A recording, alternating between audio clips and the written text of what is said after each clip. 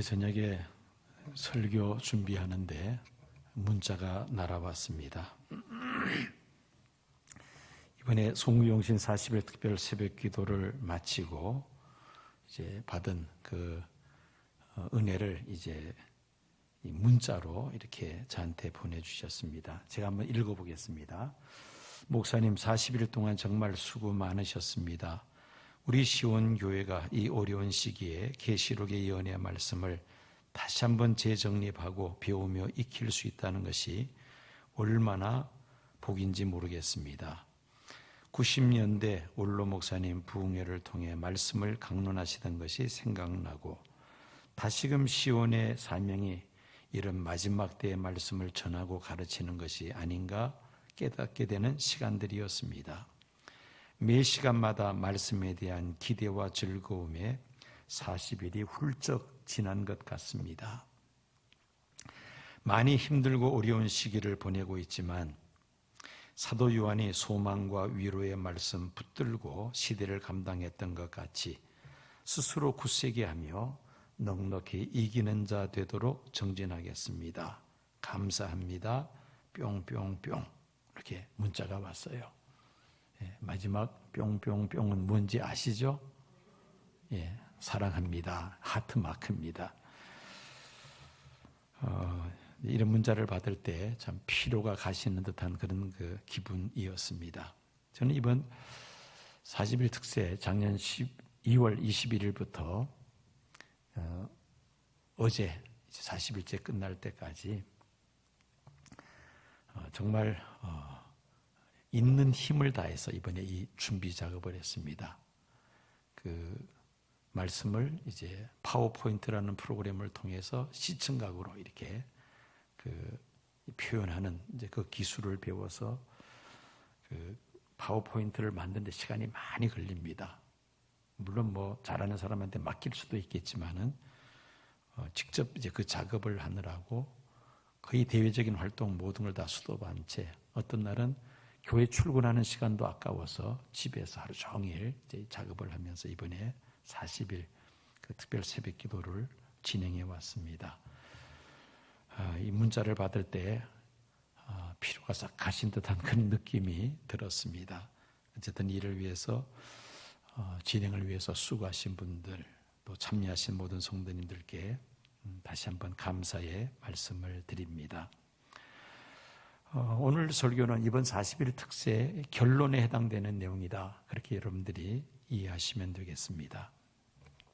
오늘 설교 제목이 예언의 말씀을 임봉하지 말라. 임봉하지 말라. 여러분 요한계시록의 내용과 거의 흡사한 구약 성경에 기록된 예언서는 다니엘서입니다. 세상 마지막 때 일어날 사건들을 받은 그 계시에 대해서 기록한 것이 구약은 다니엘서라면 신약은 요한계시록이죠. 이 다니엘서가 기록된 그 역사적 배경은 이렇습니다. 주전 606년에 바빌론 제국이 예루살렘을 1차로 침공했을 때에 그때 청소년기였던 다니엘이 포로로 붙잡혀갑니다. 비록 바벨론의 포로로 붙잡혀간 신분이었지만은 그러나 이 다니엘은 꿈을 해석하는 신통한 능력이 그에게 있었기에 바벨론 제국과 그리고 페르시아 제국 양대 제국의 총리로 그 세워지는 그런 아주 신화적인 그런 신앙인이 바로 다니엘이었습니다. 다니엘은 바벨론 왕의 호위로 포로로 붙잡혀온 청소년들 가운데서 선발이 되어서 왕궁에서 생활을 하면서 또 교육을 받는 그런 특혜를 입었습니다. 이 바벨론 왕은 여러 나라들을 식민 지배하면서 그 나라에서 붙잡아온 청소년들 가운데서 장래가 촉망되는 또 인재들을 선별해서 그들을 왕궁에서 교육을 시키고 그 식민지 나라를 통치할 때 그들을 통해서 식민지 나라를 통치하는 그런 정책을 펼쳤던 것입니다. 다니엘이 바로 그 일에 선발이 되어서 왕궁에서 생활하면서 교육받는 그런 특혜를 받게 됩니다. 그런데 하루 세끼 왕이 주는 그 음식, 산의 진미가 우상에게 이미 바쳐진 제물이라는 사실을 안 다니엘은 그 음식을 거부하죠. 그리고 물과 채소만을 먹습니다. 그런데 놀라운 것은 왕이 주는 그 산의 진미를 먹는 청소년들보다 훨씬 더 다니엘의 얼굴이 윤택하였으며, 또 하나님께서 다니엘에게 학문을 주시고 모든 서적을 깨닫는 지혜를 주심으로 인하여 다른 청소년들보다 훨씬 더 탁월했습니다. 모든 환상과 꿈을 깨달아는 신통한 능력도 하나님께서 주십니다. 어느 정도냐면 느부갓네살 왕이 침상에서 꾼 꿈, 본인도 꿈을 꾸고 잊어버린 그 꿈을, 다니엘이 그 꿈을 알고 그 꿈을 해석하는 그런 놀라운 능력이 다니엘에게 있었던 것이죠. 이 일로 왕의 총애를 받아 다니엘은 일약 바빌론 제국의 총리가 되는 그런 영광을 얻게 됩니다. 바빌론 제국이 메데 바사에 의해서 멸망을 당합니다. 그런데 이 메데 왕국 다리오 왕도 다니엘을 총리로 세웁니다. 온 나라를 다스리게 했던 것이죠. 다니엘을 시기한 이 메데 왕의 왕국의 신하들이 모함을 합니다. 왕 이외에 다른 사람이나 다른 신에게 묻는 자가 있으면 그는 사자굴에 넣어야 마땅합니다. 영문을 모르는 이 다리오 왕은 그 조서에 도장을 찍습니다. 그리고 온 나라에다가 그 조서를 보냅니다. 이 사실을 알면서도 다니엘은 여전히 예루살렘을 향하여 열려진 창문이 있는 방에서 기도하기를 쉬지 않습니다. 하루에 3번씩 그 방에 들어가서 열린 창문을 통해서 그 방에서 기도하니까 바깥에서는 볼 수도 있는 것이죠. 바로 다니엘이 발각이 되고 체포가 되어서 사자굴 속에 던져집니다. 하나님께서 사자의 입을 막으셔서 다니엘을 해치지 못하게 하십니다. 이 모습을 목격한 다리오 왕은 그 측근 신하들의 모함이었다는 사실을 알고는 그 모함했던 신하들과 그의 가족들을 사자굴 속에 집어넣죠. 다니엘을 건져내고 모함했던 사람들을 집어넣습니다. 그들이 사자의 밥이 됩니다. 비록 다니엘은 자신은 바벨론 제국과 그리고 페르시아 제국의 총리로서 세상 부귀 영화를 다 누리는 그런 위치였습니다마는 그의 마음은 늘 조국 이스라엘의 회복과 그리고 예루살렘 성전 재건을 위하여 간절하게 기도하였습니다. 금식하면서 기도할 때 예레미야 선지자를 통해서 주신 예루살렘의 황무함에 70년이 차면은 그친다는 그 말씀을 깨닫고는 곧 이스라엘 나라가 회복된다는 사실을 다니엘은 깨닫게 됩니다. 그러면서 다니엘이 소망하는 하나님이 다스리는 하나님의 나라는 70일에가 차야지만이 이루어진다는 사실을 또 깨닫게 되죠. 그러면서 하나님 나라가 이루어지기까지의 그 역사적 과정들을 다니엘이 하나님께로부터 받은 계시가 바로 다니엘서 9장에 있는 70일의 계시입니다. 그리고 10장, 11장, 12장에 계속해서 세상 마지막 때 벌어질 그 사건들에 대한 계시의 내용이 기록이 되어 있습니다. 자, 이렇게 세상 마지막 때 일어날 사건들을 다니엘이 계시를 받았는데 사도 요한도 마찬가지죠. 에베소 교회를 목회하면서 예수 그리스도의 복음을 열심히 전하던 사도 바울, 주전 96년경에 이 사도 요한은 로마 군대에 의해서 체포가 됩니다. 예수 믿는 그리스도인들, 복음을 전하는 자들 다 붙잡아서 유배지에 보냅니다. 고령의 나이였던 사도 요한, 그가 반모섬으로 유배가 됩니다. 이 반모섬은 그 많은 유배지 가운데서도 가장 악명이 높은 유배지였습니다. 반모섬으로 유배되면 3개월을 못 버티고 죽는다는 소문이 나 있을 정도였습니다. 밤낮으로 어둠침침한 동굴 속에서 돌을 캐내는 일을 요한은 하고 있습니다. 그런 절망적인 상황에 있던 요한에게 예수님께서 찾아오셔서 사도 요한을 위로해 주시고, 그리고 세상 마지막 때 일어날 사건들을 자세하게 계시해 주십니다.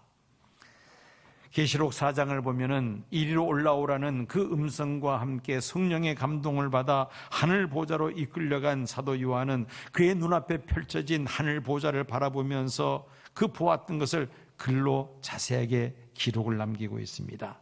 그러면서 이 세상 나라를 다스리는 자는 로마 제국의 황제가 아니라 하늘 보좌에 계시는 하나님께서 세상 나라를 다스리신다는 것을 다시 한번 확신케 되었고, 또 하나님 나라가 완성되기까지의 그 역사적 과정들, 세상 마지막 때 일어날 사건들을 사도 요한이 눈으로 본 것을 글로 기록한 것이 바로 요한계시록입니다.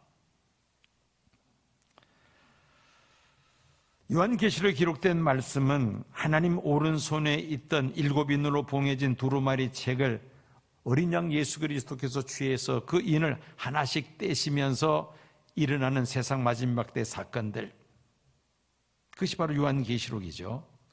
다니엘서와 요한계시록은 동일하게 세상 마지막에 일어날 사건들을 계시받은 그런 내용이라는 것이 공통적인 특징인데, 자, 그런데 다니엘서 마지막 장에 보면은 그 예언의 말씀을 봉함하라고 그렇게 말씀하고 있습니다. 다니엘서 12장 4절, 다니엘아 마지막 때까지 이 말을 간수하고 이거를 봉함하라. 마지막 때까지 그 다니엘이 받은 세상 마지막 때 일어날 사건들에 대한 그 계시받은 내용들을 마지막 때까지 간수하고 봉함하라, 공개하지 말라는 말씀이죠. 반면에 요한계시록에는 같은 예언의 말씀인데 오늘 본문 말씀처럼 임봉하지 말라고 주님께서 말씀하셨습니다. 그 이유를 우리가 22장 10절 하반절에서 발견할 수 있습니다. 또 네게 말하되 이 두루마리의 예언의 말씀을 임봉하지 말라, 때가 가까우니라. 여기서 때는 무슨 때입니까? 주님 다시 오실 때가 가깝다는 것이죠. 때가 가까우니까 그 예언의 말씀을 임봉하지 말고 공개하라는 말씀입니다. 요한계시록 기록된 말씀을 덮어두지 말고 사람들이 자유롭게 볼 수 있도록 공개하라는 말씀입니다. 많은 이단들이 이 요한계시록을 임의로 해석하면서 발생하다 보니까 참 이 요한계시록 해석에 대해서 굉장히 조심스럽습니다. 그리고 요한계시록에 기록된 말씀들 중에서 해석하기가 난해한 부분들이 적지 않습니다. 그러다 보니까 목회자들이, 설교자들이 요한계시록을 설교하는 그것을 기피하는 경향도 없지 않아 있습니다. 그래서 성도들은 요한계시록의 그 내용을 대부분의 성도들이 잘 알지를 못합니다. 그런 상태에서 이단들이 요한계시록을 가지고 접근할 때에 잘 모르니까 그만 그 이단들에게 미혹이 되어서 이단에 빠지는 일들이 종종 일어납니다. 자, 요한계시록 기록된 계시의 말씀들이 해석하기가 난해야 되는 이유로 교회가 요한계시록을 가르칠 것을 기피할 것이 아니라 반대로 오히려 그 말씀을 성도들에게 가르쳐서 이단들에게 미혹되지 않도록 사전에 우리가 단호하게 차단시켜야 할 필요가 있습니다. 한 걸음 더 나가서 그 예언의 말씀을 지키는 자들이 복이 있다고 말씀하고 있는데 성도들이 그 말씀을 알 뿐 아니라 그 말씀대로 지킴으로 인하여 복을 받게 해야 한다는 말씀입니다. 22장 7절입니다. 보라, 내가 속히 오리니 이 두루마리의 예언의 말씀을 지키는 자는 복이 있으리라 하더라. 요한계시록 기록된 말씀을 알 뿐만 아니라 그 말씀을 지킬 때에 복을 받게 된다는 말씀이죠. 이것이 바로 다니엘서와 요한계시록의 차이점이라고 말할 수가 있습니다.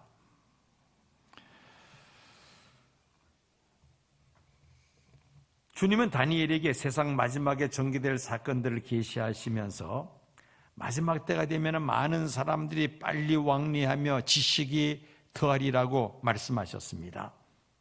21세기 일어날 사건을 주전 530년경에 이미 주님께서 다니엘에게 말씀하신 것이죠. 많은 사람이 빨리 왕래하며 여기에 대해서는 부연적인 설명이 필요 없을 정도입니다. 지금은 코로나 팬데믹으로 묶여 있습니다마는 비행기의 발명과 교통수단의 이 발달은 세상을 지구촌 시대로 만들었고, 이웃나라 방문하는 것을 마치 이웃집 방문하듯이 쉽고 그리고 빠르게 왕래하는 그런 시대가 되고 말았습니다. 거기다가 지식의 도하리라. 1440년에 독일의 구텐베르그가 금속 활자를 발명하면서 획기적인 인쇄술을 발전시킵니다. 그전에는 양가죽이죠. 아니면 파피루스라는 종이에다가 손으로 직접 글씨를 쓰거나 아니면 등사를 해서 소량의 책들을 만들어서 보급하는 것이었는데, 이 금속 활자를 발명하면서 이제는 대량으로 책을 만들어내는 그런 시대가 되었습니다. 이 인쇄술의 발명은 인류의 일상생활에 큰 변화를 일으켰을 뿐만 아니라 이 교회에도 엄청난 영향력을 발휘하게 됩니다. 로마 천주교가 1000년 이상 유럽을 지배하면서 이 라틴어로 된 성경을 사제들, 성직자들의 전유물로 생각을 하고, 평신도들은 그 성경을 라틴어를 읽을 수도 없고 또 그 성경을 마음대로 해석해서도 안 되게 금했습니다. 그런데 이 구텐베르그가 인쇄술을 발명하고 또 라틴어로 된 성경을 독일어로 번역하면서 이제는 누구나 다 성경책을 펼쳐서 읽을 수 있는 그런 시대가 되었습니다. 성경을 읽으니까 로마 천주교에서 말하는 내용과 너무나도 다릅니다. 심지어 로마 천주교에서는 면죄부를 만들어서 팝니다. 성경에도 없는 그런 면죄부를 만들어서 팔게 되죠. 성경으로 돌아가자. 이것이 바로 종교의 개혁의 구호였습니다. 로마 천주교가 1000년 동안 유럽을 지배하면서 철저하게 부패하고 타락했을 때에 인쇄술이 발명이 되면서 성경이 독일어로 번역되어 많은 사람들이 읽으면서 성경으로 돌아가자. 그러면서 종교 개혁 운동이 일어나게 되죠. 그러니 이 인쇄술의 발명은 우리 기독교에 미친 영향력이 엄청나다는 말씀입니다. 그런데 지금은 또 시대가 바뀌었습니다. 컴퓨터와 인터넷의 발달로 이제는 종이 시대가 아니라 디지털 시대로 바뀌었습니다. 인터넷 검색을 통해서 모든 지식과 정보들을 아주 쉽게, 빠르게, 자유롭게 우리가 얻을 수가 있습니다. 40, 50년 전만 하더라도 조금 중산층 정도 이렇게 되면은 집에 무엇을 비치하느냐면은 브리타니카 백과사전을 이렇게 책장에다, 서재에다 이렇게 비치를 합니다. 그 백과사전에는 없는 게 없습니다. 알고 싶은 그 모든 궁금한 내용들 백과사전 속에 다 담겨져 있고, 또 그것이 하나의 부의 상징처럼 이렇게 보였습니다. 그래서 수십 권으로 된 이 브리타니카 백과사전을 소재에다 이렇게 비치를 하는 것이 한때 유행이었습니다. 또 내용이 계속해서 이제 업데이트가 되면은 단권으로 해서 수정 보완 책들이 나오면은 한 권씩 더 늘어납니다. 그러니까 점점 더 책이 많아질 수밖에 없죠. 자, 그런데 지금은 어떻습니까? 요 손톱만한 반도체 칩에다가 이 브리타니카 사전 전부 다 이 속에 다 집어넣어 버렸어요. 컴퓨터에 놓고 단어만 치면은 바로 그 자료들이 올라옵니다. 너무나 쉽게 빠르게 그 내용을 찾아낼 수가 있다는 것이죠. 업데이트되는 내용은 인터넷으로 다운로드 받으면은 내부적으로 다시 재정리가 되고, 그러면서 마음껏 쉽게 빠르게 편리하게 그 모든 내용들을 우리가 찾아서 볼 수가 있는 그런 시대입니다. 그러다가 코로나19 팬데믹으로 이 4차 산업시대가 성큼 우리 앞에 다가오고 말았습니다. 아날로그 시대에서 디지털 시대로 완전히 지금 전환이 되었다는 말이죠. 여러분 예배, 비대면 예배라는 말을 언제 우리가 써보았습니까? 전혀 생소한 단어입니다. 그런데 코로나19가 터지면서 이 비대면 예배라는 이 용어가 이제는 너무나도 자연스럽고 일상화되어 버렸습니다. 이게 바로 4차 산업이 우리 코앞에 성큼 다가왔다는 하나의 단적인 증거입니다. 서로 마주보고 서로 모여서 예배를 드릴 수가 없으니까 영상으로 하나님 앞에 예배를 드리자는 겁니다. 4차 산업의 발달로 공간을 뛰어넘는 이런 온라인 영상이 개발이 되고 코로나19로 인해서 이것이 성큼 우리 앞에 다가왔다는 것입니다. 이제는 전 세계가 인터넷으로 연결이 되어서 각자의 안방이나 사무실에서 서로 대화를 자유롭게 나누고 심지어 국제회의도 열 수 있는 그런 시대 아닙니까? 다니엘이 세상 마지막 때 일어날 사건을 예언한 것이 오늘 우리 현실 속에서 그대로 다 이루어져서 그 시대 속에 우리가 지금 살아가고 있다는 말입니다. 자, 이런 마지막 때를 살아가고 있는 우리 성도들, 요한계시록을 대하는 성도의 자세가 어때야 될 것인가? 먼저 22장 10절 말씀을 다시 봅니다. 요한계시록. 또 내게 말하되 이 두루마리의 예언의 말씀을 임봉하지 말라. 임봉하지 말라. 요한계시록을 대하는 성도들의 자세, 첫 번째가 요한계시록을 임봉하지 말라는 것입니다. 요한계시록을 덮어두지 말라는 것이죠. 요한계시록에 기록된 내용들이 해석하기가 난해하고 또 무시무시한 전쟁들과 또 재앙들이 쏟아지는 그런 내용들이 있다 해서 우리가 회피해서는 안 되겠다는 것입니다. 이단들이 요한계시록을 가르치면서 미혹을 하기 때문에 교회에서 요한계시록을 가르치면은 저 교회도 혹시 이단이 아닌가 하는 의심의 눈치로 쳐다본다 해서 요한계시록을 가르치는 것을 우리가 회피한다면은 이단들이 더 활개를 치게 되는 그런 계기가 됩니다. 그래서 우리는 요한계시록을 우리가 임봉해서는 안 됩니다. 요한계시록을 우리가 듣고 읽고 배우고 가르치기를 힘써야 되겠다는 것입니다. 두 번째로는 요한계시록에 기록된 말씀대로 우리가 지켜 행하여야 합니다. 22장 7절 말씀입니다. 보라 내가 속히 오리니 이 두루마리의 예언의 말씀을 지키는 자는 복이 있으리라. 주의 재림의 날이 가까웠으므로 요한계시록에 기록된 이 말씀들을 우리가 듣고 읽고 그 말씀대로 지켜 행하는 자가 복이 있다고 말씀하셨습니다. 여러분, 지키려면 알아야 지키죠. 지키기 위해서는 먼저는 알아야 합니다.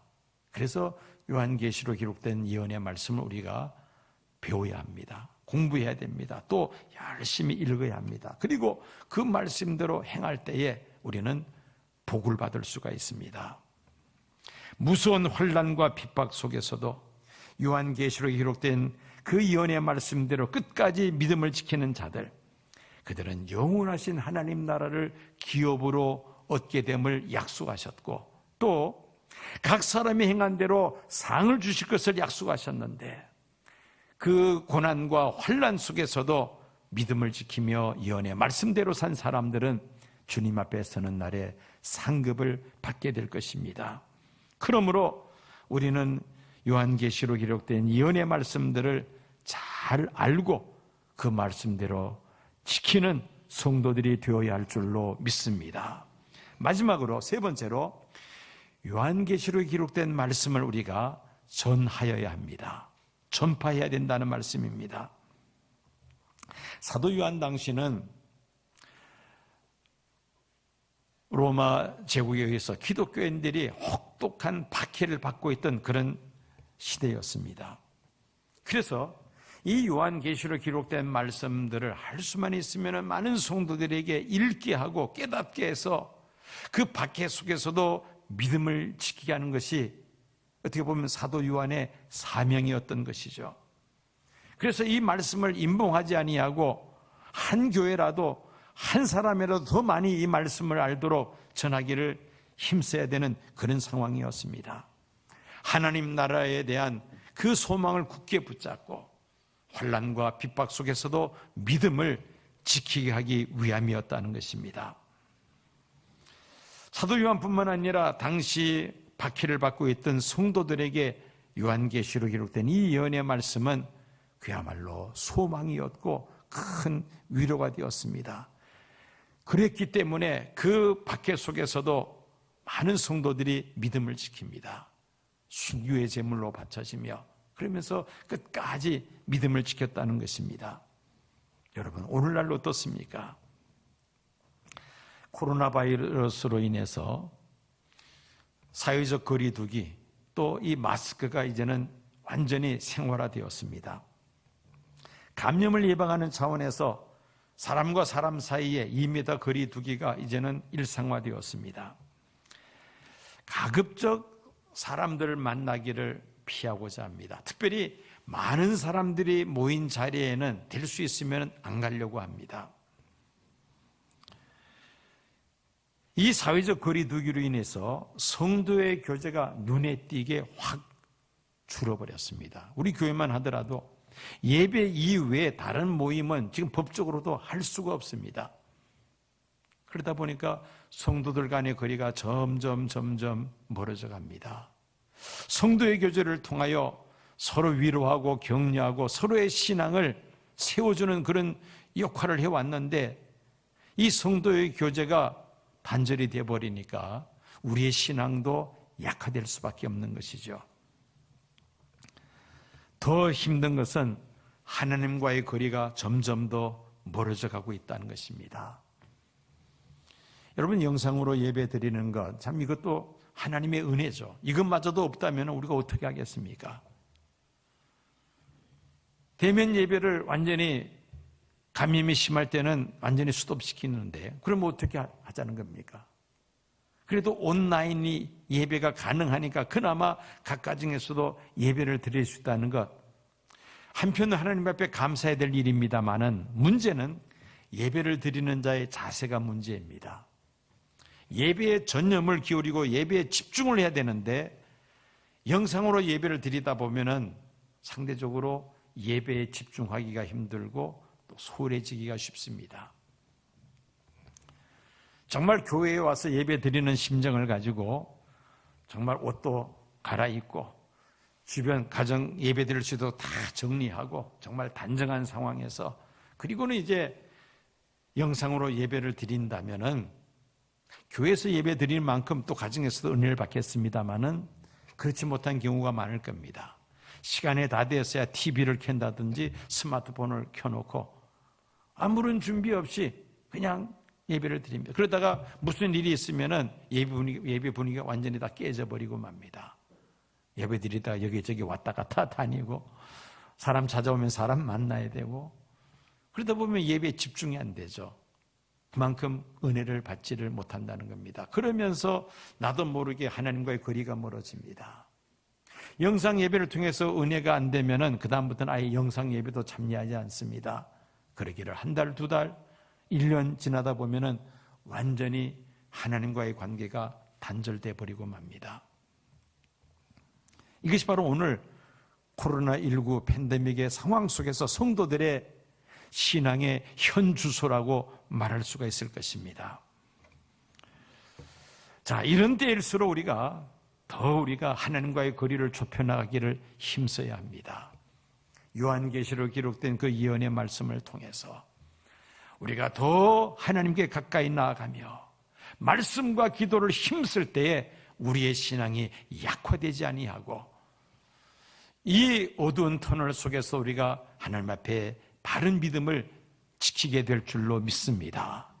이런 때에 잘 연단된 성도들은 세상 마지막 때에 무서운 환난과 핍박이 다가온다 할지라도 넉넉히 헤쳐나가게 될 줄로 믿습니다. 그런데 지금 이 상황에서 하나님과의 거리가 멀어지고 영상 예배마저도 소홀히 하면서 만약에 믿음이 떨어진다면, 약화된다면 마지막 환난의 때는 뭐 기대할 수도 없습니다. 그래서 우리는 오늘 이 때를 잘 우리가 믿음으로 헤쳐나가야 합니다. 교회에서 예배드리든 영상으로 예배드리든 간에 우리가 정말 정성을 기울여서 집중해서 하나님 앞에 예배를 드리고, 또 집에서 성경 읽고 성경 필사하고 말씀을 묵상하고, 그러면서 말씀과 기도로 하나님과의 거리를 최대한 좁혀나갈 때에 비록 이 코로나19의 이 어려운 상황 속에서도 우리가 헤쳐나가고 믿음으로 잘 헤쳐나가게 될 것입니다. 그런 성도들은 마지막 때에 있을 그 환난의 때도 넉넉히 승리하게 될 줄로 믿습니다. 예언의 말씀을 임봉하지 말라. 말씀을 우리가 바로 알고 이 말씀을 지켜 행하고, 또 이 말씀을 모르는 사람들에게 가르치고 전파하기를 힘쓰므로 인하여 많은 사람들을 옳은 길로 인도할 수 있는 하늘의 별과 같은 믿음의 사람들 되시기를 축원합니다.